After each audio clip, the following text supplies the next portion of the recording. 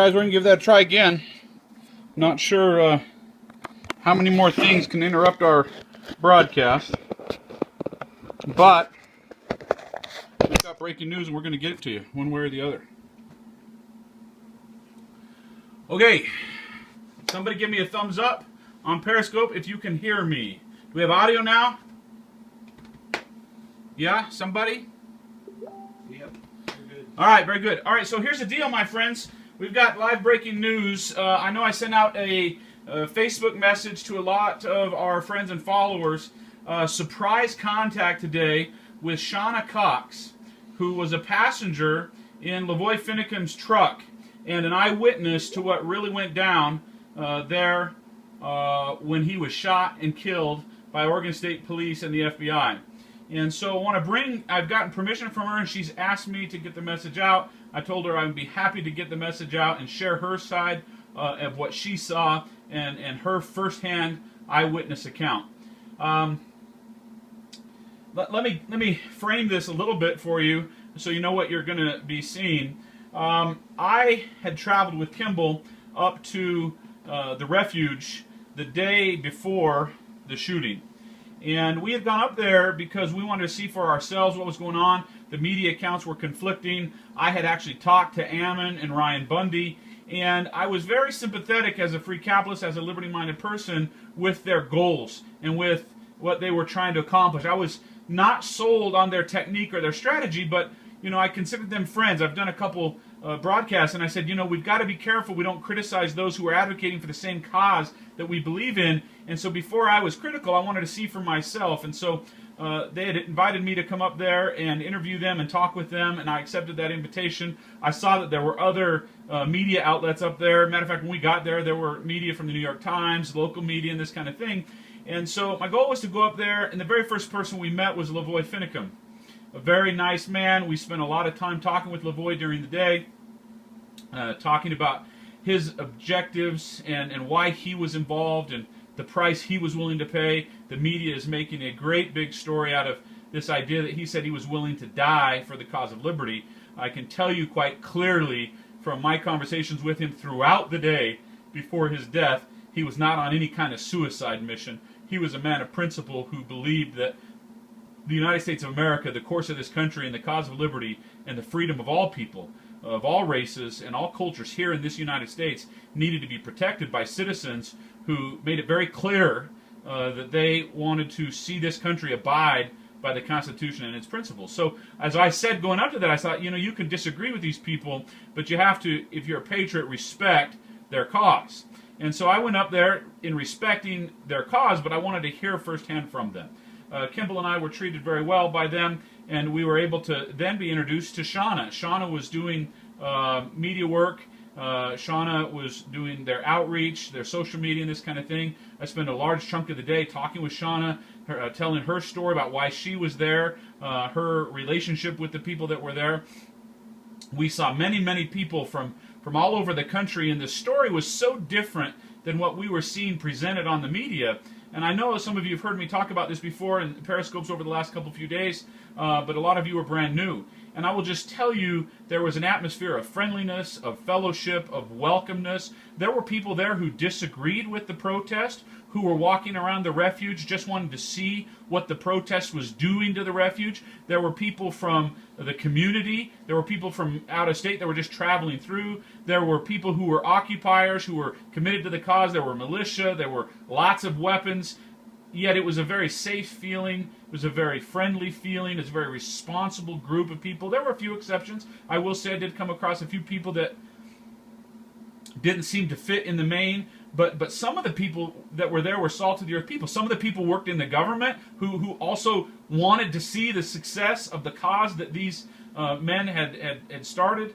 And it was amazing. I mean, we talked to people who had traveled for days to get there, people who had just arrived from Wyoming, people from Colorado, people from California, people from New York, Maine, Florida. It was amazing.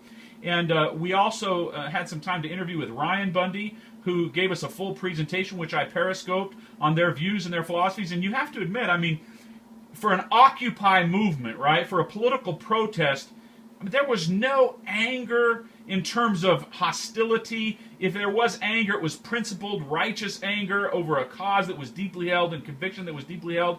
They were answering questions. They were giving presentations and instructions. Matter of fact, that's how this shooting setup took place. And we'll get to that in just a second when I play for you this interview that I just had a few hours ago with Shawna Cox. And you'll hear in her own words a series of events that validate the earlier account of the other eyewitness and invalidate very powerfully the second-hand account of a gentleman named Mark McConnell. That's his name, right? Mark McConnell, the guy that came out. And so you're gonna learn some disturbing things from Shawna's perspective, some new facts, some new insights that have not been reported anywhere, some new perspective that, quite frankly, I find shocking. But I want to get you there so that you can understand kind of how I got involved. A lot of you don't know who I am, and it doesn't matter, quite frankly, for this interview who I am. But I want to help you understand, because Shawna just got out of prison, right? She was being held in pretrial prison. And there was just a hearing yesterday where the judge had denied bail and denied pretrial release, and had made an exception and said she may be willing to let some of these people go once the occupation ends there at the refuge, but there's still apparently a handful, maybe 4 people there at the refuge, and so I didn't expect anyone to be out. And earlier this afternoon I looked down at my phone and I saw a text message from Shawna, and I was very surprised. I was pleasantly surprised. I hoped that it was her, and I was concerned, quite frankly, it was someone maybe who had her phone. And so after a little bit of text messaging back and forth, we ended up getting on the phone, and you'll see that in the interview. And you know, those of you who have followed Free Cowboys Radio for the last 10 years, you'll know I've got a lot to say, and I interject myself. I've got opinions. I'm always bringing things back to, you know, here's how I see things. That's not the case in this interview. I just wanted to give Shawna an opportunity to tell her story and to share her eyewitness account, because I find great authenticity and credibility, especially with someone who went through this tragic ordeal. No matter what you think of those events and how you think they transpired, any seeker of truth should be interested in hearing an eyewitness account. So I will give you some more commentary after this interview. I will be willing to answer questions if you want to send questions via Facebook and this kind of thing. And then I intend to post a follow-up article on freecapitalist.com to the initial article I published a couple days ago on the murder, the ambush and murder of LaVoy Finicum. Before I play this interview, I'll just say one last thing. Those of you who are familiar with the Free Capitalist Project don't need to hear this, but those of you who are not, you need to understand we love liberty, and we salute our fellow friends and lovers of the Constitution and citizens and patriots all over this country. As LaVoy said to us, we love all people, and we love liberty for all people. And if you really want to understand what was going on here, the cause of liberty is at the core of the heart of these people. And you think about this, Shawna, apparently, according to the news, also just suffered another tragedy. Apparently last night, I think the news story was last night, there was an explosion and a member of her family was killed. And so in the midst of all that going on, okay, she witnessed the murder of her friend. She survived a shootout, quote-unquote shootout, where only one side was shooting, in a hailstorm of bullets. She has been incarcerated, and you'll hear, without her glasses, without her clothes, without her wedding ring. You know, of course, I mean, I understand that happens to people when they go into prison, but you think about the trauma that she's going through. She's been to court twice. She's been away from and out of contact with family. And she gets out, and the first thing she says is, we got to tell the story. The cause has got to go forward. We've got to stand up for the Constitution. Rick, she says, help me get this story out. Help, use your contacts, use your audience, use your platform. I want to speak the truth. She says, I know this might put me at risk, but I want to speak the truth. And I have to tell you, I respect the heck out of a person in that situation who decides to stick to their convictions and to stick to their cause. I just... tremendous, tremendous respect for Shawna, and very grateful to be able to bring this message to the world and share this with you. So, without any further explanation, I'm going to play this interview.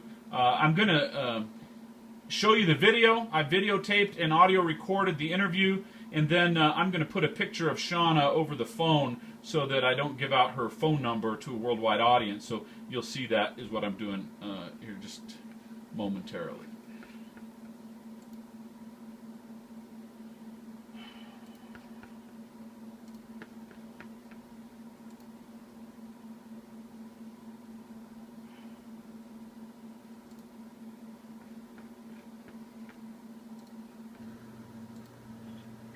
Shawna, this is Rick. I'm just going to pause and let you know I apologize for the low audio, and I need to tell you two other things. So you're going to want to turn your audio all the way up. My audio is pretty loud because I'm right next to the microphone. Her audio is on the telephone. So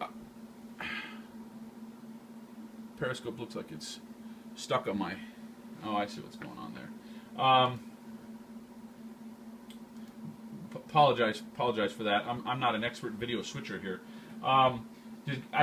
She also did ask me to edit out a few personal references regarding her family situation and a few personal references about a situation with the other woman who was in the car because she didn't have her permission and didn't want to share personal things that didn't really relate to her narrative about what had happened. And so I did that. But I didn't have time and didn't want to take any extra time to edit the audio or anything like that. So you'll hear her audio is pretty low, so you want to turn up your volume. I'll get it as high as I can here for you so you can hear it. And then when it's done, we'll come back here to the live Periscope broadcast.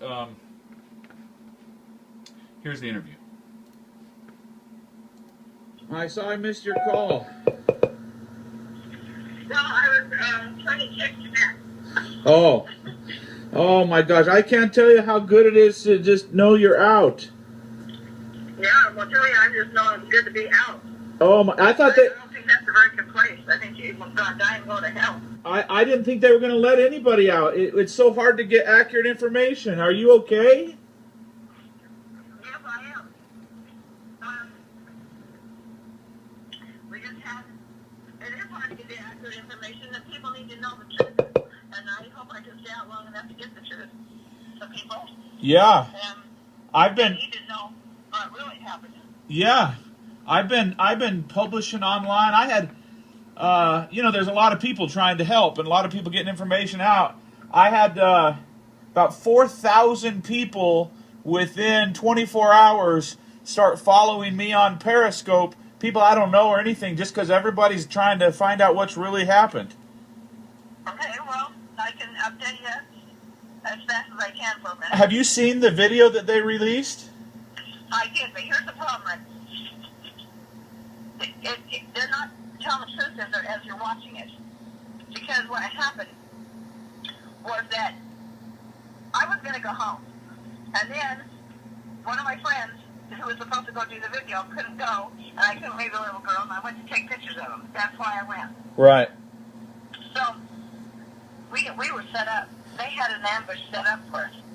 Absolutely. And they set it in the place, the most perfect place. I was on the phone and texting right before that area, and it was the only place that had absolutely no cell service. Right. They had clearly been planning this, and they clearly also had somebody inside because they knew your guys' plans down to the T. Oh, they did, because it was that Mark. Mark did it. I believe it was Mark who set us up. Well, and he's only been there for a couple of days. Tell me how come he's out and nobody else is. And he was in the van with us, and we got pulled over. He's the one that was pushing us all to go together at the same time. We were saying no, we had to send other people ahead, and then us, and then the next ones, and whatever. And so we were kind of in that together. So they knew. They knew. And so when we came up, we came through that. We came first, and we noticed the people there, okay?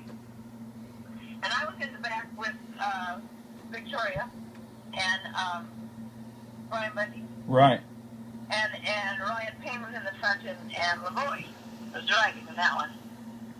And then Mark was driving the one with Ammon and Buddha. Right.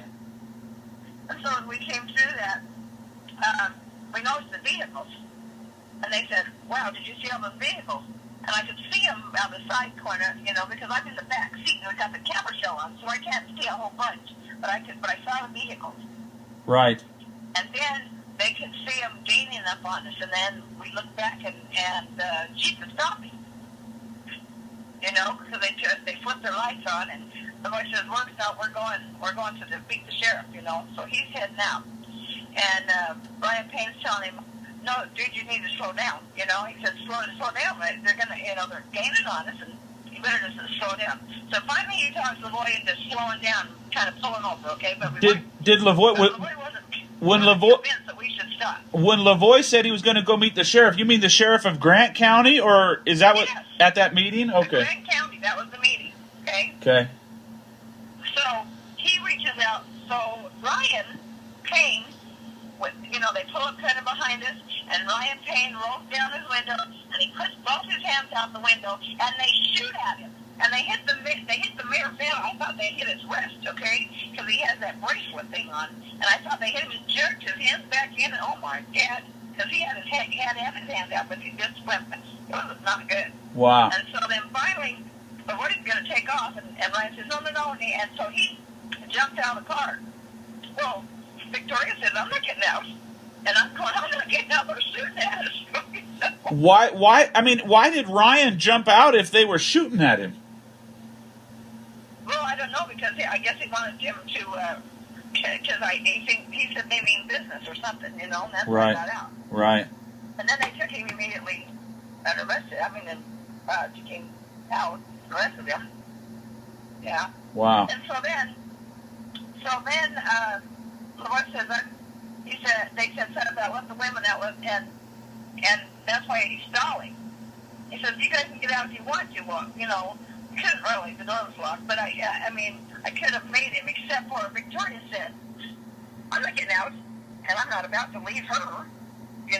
Right. That's my mother instincts kick in. Well, and she didn't want to get. She's 18 years old. This paranoid.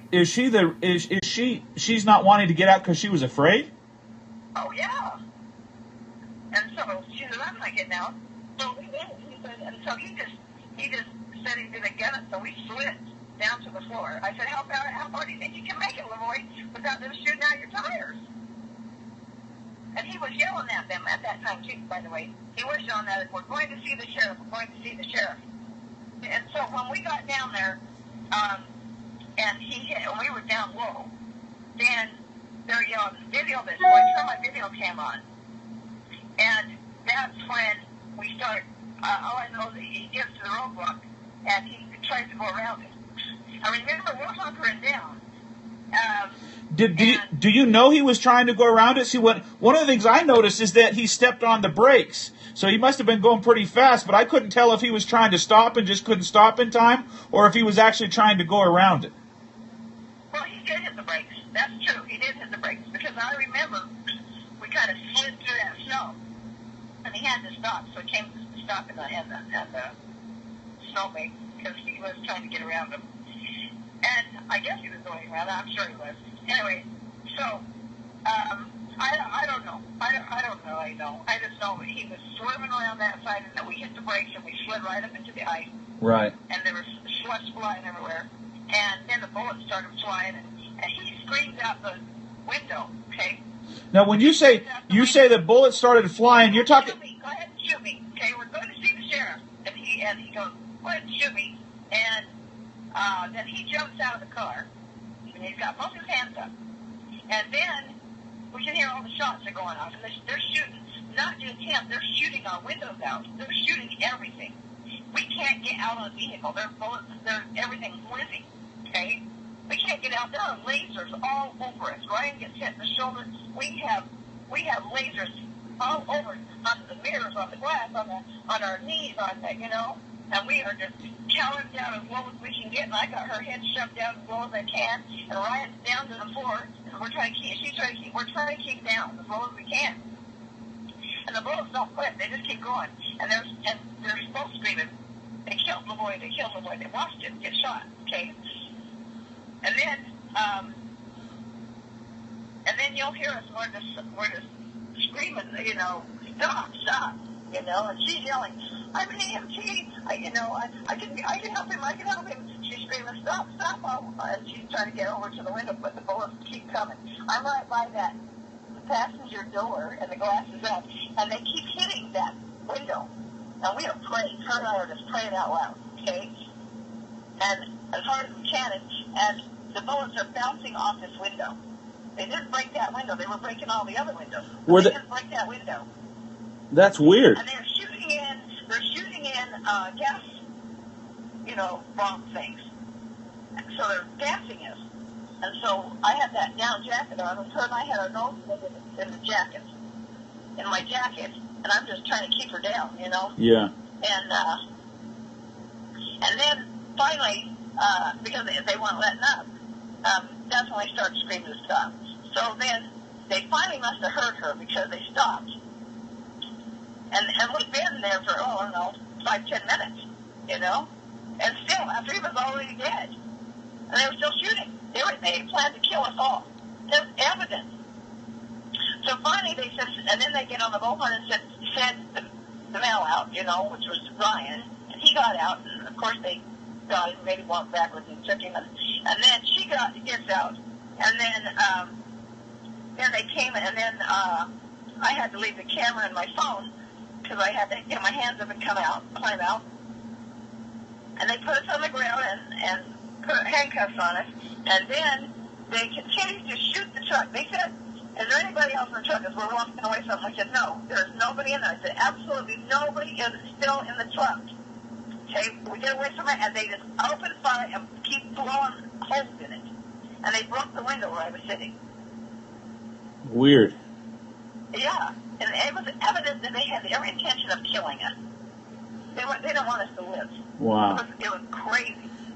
And we said, you murdered him in cold blood. When we get there, see, as I watched that video, FBI video, I can see what he was doing. He comes out of the truck. He has his hands up. My guess is they shot him in the leg, okay? Because you can hear the shooting. They shoot him in the leg.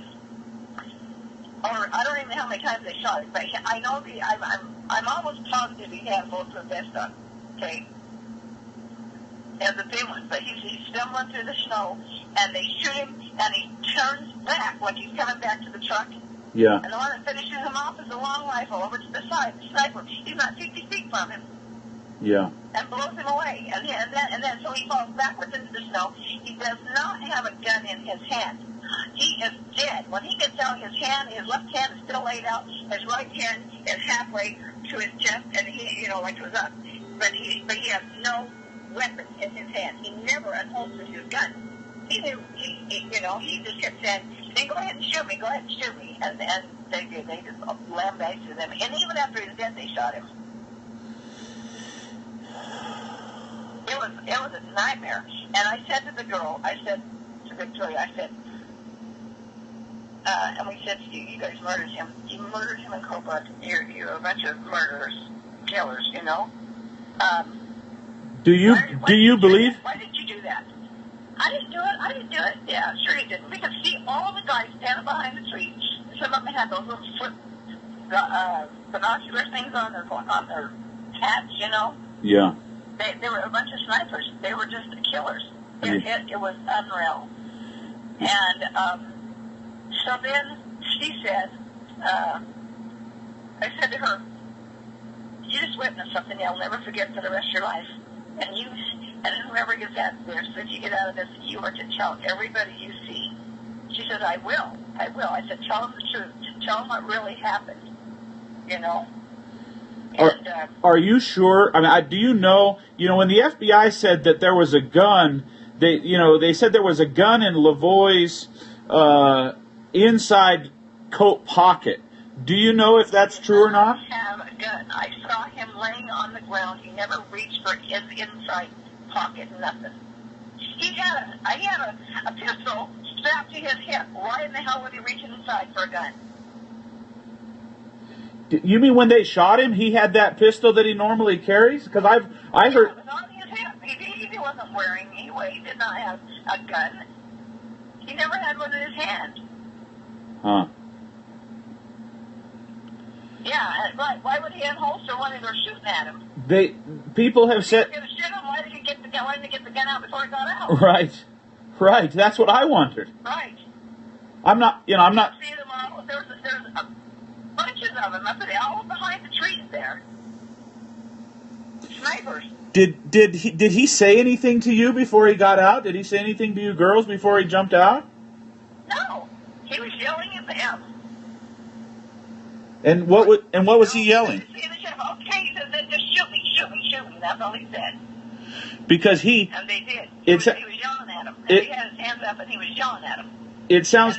And they did. It sounds to me like he saw that it was obvious they were out for blood, and he was trying to get away so they could get it over with, maybe to protect you guys. I mean, that's speculation, but that's what it sounded like. I don't know. I don't know. Maybe, and that maybe was his thinking. I don't know. But he was damn determined that we were going to get to the sheriff, and when he saw it wasn't going to happen, maybe that's what I don't know. I can't tell you what he was thinking. Wow. But it was horrific. Now, after that happened, did you get a chance to talk to anybody? I mean, that Mark fellow says that he talked to you and that you told him. We did, because here's what happened. They put us in the van. They went out and picked up everybody. So we had all of us were in the van. We got put in first. And then they picked up the other guys as we went down the road. My neighbor stopped and put him in the van. Mark was sitting in front of us. He was a jackass. Let me tell you something. There's this poor girl who just saw murder in front of her face. We were sitting in the back of that truck, in the back of that van, and we were singing hymns. I'm trying to keep her calm down, okay? And we are singing hymns, and as loud as we can, and praying. And I said, all right. It's okay. Anyway, so we pick up Mark. And he starts yelling at her to shut her mouth. And we all turned on him and said, knock it off. She's a young girl, you know. I said, she has to deal with this. You knock it off. Right. Because he kept just coming down on her. And then they take us, and he looks back and he says, I hope my Jeep is still there. We looked back and I said, yeah, your Jeep's there. Which is that more than willing to explain his Jeep cost $60,000, blah, blah, blah, blah. LaVoy's dead, and he's talking about good thing his Jeep is still there. Right. And we had told him what happened. We were telling him what happened. He wasn't there. He didn't see it. They didn't hear crap. They didn't even know. We went around the bend before they saw. So he doesn't even know what he's talking about. So we go, and I did tell him what happened. We told him what happened. But, you know, he wasn't there. He didn't see it. Right. So then we get down to, then we all get in the vehicle and we take off. And then, we did take off. We were there for a long time. Hours. They left us there for hours, and they brought in all these guys. It was getting dark now, and I'm sure they were trying to figure out what the hell they were going to charge us now, because they didn't know what, they had nothing to charge us on. Yeah, I know. So I kept saying, are we under arrest? And they said, no, you're just detained. We're just detained. Okay? We're not under arrest, we're just detained. And so we're sitting there for hours. Jeez. And then they finally get us in the thing. And they sent the ambulance. This Ryan guy got hit in the shoulder. So they had the ambulance and they worked on him. And then we all go to town and they take you to the hospital. And we all circle in to the hospital. They dropped him off. We thought, okay, that's why they're staying in the hospital room, so they get put in jail in the hospital. That's not what happened. Swung back around, went out of sight of her, and to arrest us, where all of these SUVs show up. And they split us up, and they put us all in these different vehicles, okay? When they put one in each vehicle, and then they send us off. And I kept saying, where's the girl? Where's the girl? Where's the girl? You know? And finally, we didn't see what happened, but one of the cars turned off and went back into town, like off the road. And so we didn't know, and we were driving 80 miles an hour all the way out here for hours, all the way to Portland. 80 miles an hour in a caravan. And they stopped in one spot and picked up Santilli, because they had him in a different vehicle. They put him in a vehicle, and one other person, I couldn't see who it was at that time. But anyway, so then we got in the vehicles and we came out here, and they put us in, and when we found out, there was no mark. No mark, okay? Why wasn't Mark taken out here? Why does he have his feet back? Why is he on face? How is he out there like this? You know, Right. We don't have any idea what's going on. Right. He was the first one to get a story out because they let him go. Of course he was, because he's telling lies. Wow. He didn't tell the whole thing. Yeah. Yeah, he didn't know. He wasn't even there. He's trying to cover himself. He's the one that pushed us to go together. Wow. He was the one that was in the hurry. Wow. Yeah. Wow. Yeah. I mean, it looks pretty bad. In fact, we know that we're sure that he set us up. Wow. They knew exactly when we were coming in, too. And I was on the phone until we hit that area, and then the cell phones went dead. We couldn't call anybody. We couldn't get any. I was just on the phone right before that, texting and calling. And then all of a sudden we have absolutely dead zone, and nobody has any service. And so that's when I had to pull out my camera and start videoing. Now, do you still